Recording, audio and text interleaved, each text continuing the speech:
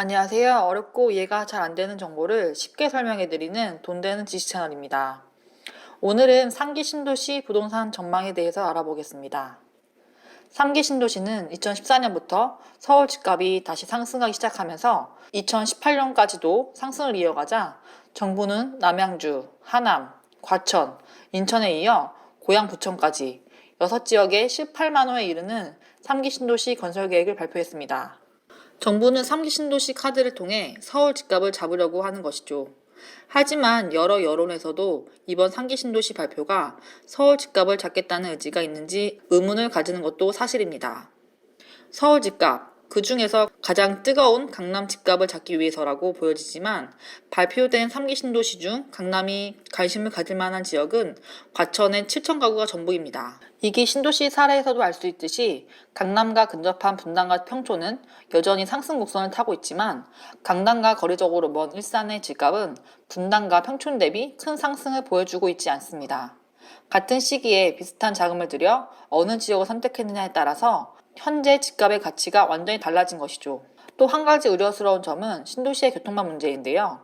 2기 신도시 중 하나인 파주 운정 신도시는 입주 당시 지자체에서 교통망 공헌을 했지만 여전히 교통 문제로 주민들이 어려움을 겪고 있고, 이런 데다가 서울 가는 길목에 3기 신도시인 고양 창릉 신도시 발표까지 겹치면서 불만의 목소리가 높습니다.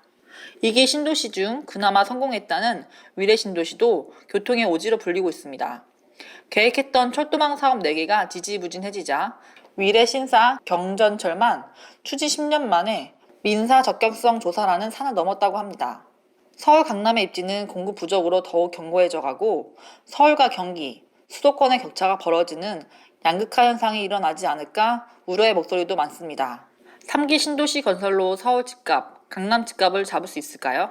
일각에서는 결국 1기, 2기 신도시와 마찬가지로 3기 신도시가 입주를 시작하기 전까지는 토지 보상금 지급으로 오히려 서울 집값의 상승 동력을 제공하게 될 가능성이 클 것이라고 하는데요. 국토부가 발표한 계획대로 순조롭게 진행된다면 2020년부터 대규모 토지 보상금이 풀릴 것이라고 합니다. 물론 어디까지나 국토부 계획대로 진행될 경우이고 과거 판교, 광교, 위례 신도시가 지구 지정 2, 3년 후 토지 보상금이 지급되었다는 것을 감안하면 오히려 토지 보상금 지급 시기는 2022년, 2023년으로 예상하는 게 현실적입니다. 서울 집값을 잡겠다는 3기 신도시 발표가 오히려 서울 집값의 상승 동력만 제공하는 걸까요?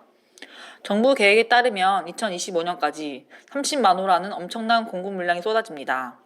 집값을 결정하는 공급이 늘어나면 자연스럽게 영향을 받을 수밖에 없는데요. 3토시라는 필명을 사용하는 강승우님의 세 번째 책, 서울 아파트, 상승의 끝은 어디인가라는 책에서 3기 신도시 건설 계획에 따른 부동산 전망에 대해서 인사이트를 얻을 수 있었습니다. 우리나라가 1986년부터 2018년까지 장기간 조정 기간을 겪었던 시기가 딱 2차례였는데요. 그 시기의 공통점이 바로 첫 번째, 직전 수년간 폭등장이 있었고, 두 번째, 이에 따른 반대급부로 대규모 공급이 시작되었다는 것입니다.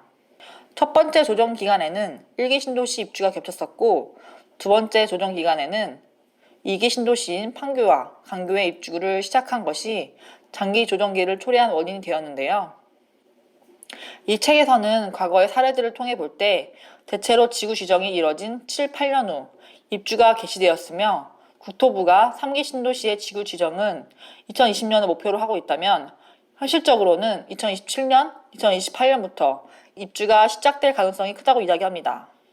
3기 신도시 입주가 시작되는 시기인 2027년, 2028년쯤이면 GTX-A씨와 신안산선이 개통되었을 것이므로 3기 신도시 입주와 맞물려 해당 시기에는 서울 집값에 대한 하방 압력이 매우 클 것이라고 전망이 된다고 하는데요.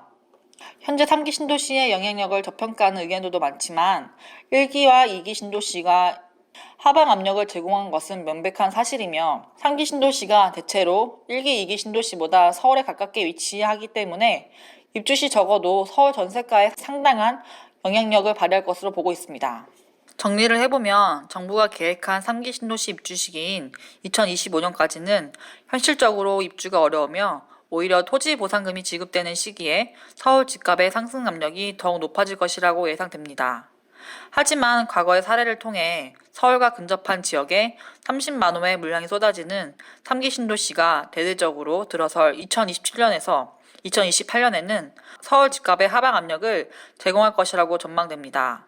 물론 교통망과 일자리 문제 등 해결해야 될 일들이 많지만 1기와 2기 신도시보다 서울과 근접한 거리에 위치해 있고 대량의 물량이 쏟아지는 만큼 직접적으로 서울 집값에 영향을 줄 것이라고 생각됩니다. 다만 최고 입지를 자랑하고 늘 공급이 부족한 강남의 집값은 3기 신도시 건설에 따른 큰 영향을 받지 않을 것이라고 전망되어지는데요. 여러분의 생각은 어떠신가요? 오늘 들려드린 내용이 도움이 되셨으면 구독과 좋아요 버튼 꾹 눌러주세요. 돈 되는 지식 채널은 여러분의 관심과 응원으로 만들어집니다. 감사합니다.